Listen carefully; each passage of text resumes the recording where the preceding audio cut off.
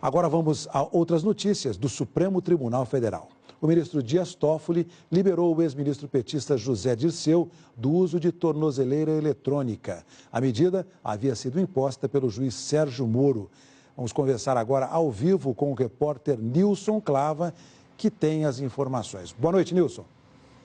Boa noite, Heraldo. Boa noite a todo mundo que nos acompanha ao vivo aqui no Jornal das 10. Pois é, Heraldo, foram duas decisões importantes tomadas pelo ministro Dias Toffoli. A primeira delas é essa que você citou. Ele decidiu, portanto, cassar uma determinação que tinha sido dada pelo juiz Sérgio Moro, que era justamente para que o ex-ministro José Dirceu passasse a utilizar novamente a tornozeleira eletrônica. Quais foram os argumentos apresentados pelo ministro Dias Toffoli? Ele disse o seguinte, Heraldo, que essa decisão do juiz Sérgio Moro descumpria uma determinação do Supremo Tribunal Federal, que era de dar liberdade plena a José Dirceu. Quando foi tomada essa decisão? Quando a segunda turma, por 3-1, tomou a decisão, portanto, de soltar José Dirceu. Vocês lembram, né? O argumento da segunda turma foi o seguinte, o argumento majoritário, de que José Dirceu poderia ter a sua pena revertida ou diminuída em instâncias superiores, como o Superior Tribunal de Justiça, como o próprio Supremo Tribunal Federal. Diante dessa hipótese, decidiu, então,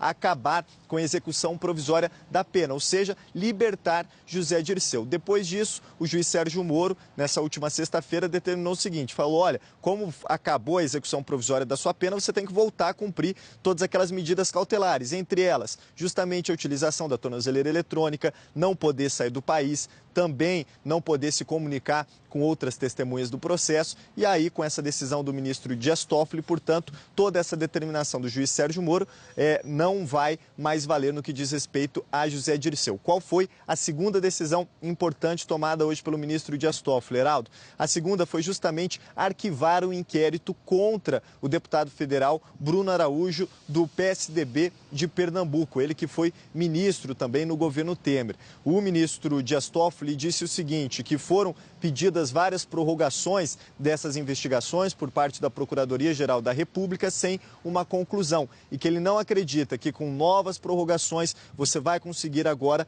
provas para comprovar aquilo que estava em delação premiada, que era justamente que Bruno Araújo teria recebido R$600 mil em Caixa 2 pela Odebrecht. Que disse Bruno Araújo que essa decisão confirma toda a sua inocência e aquilo que já vinha sendo dito em depoimentos. Heraldo. Nilson Clava falando ao vivo de Brasília. Boa noite, obrigado.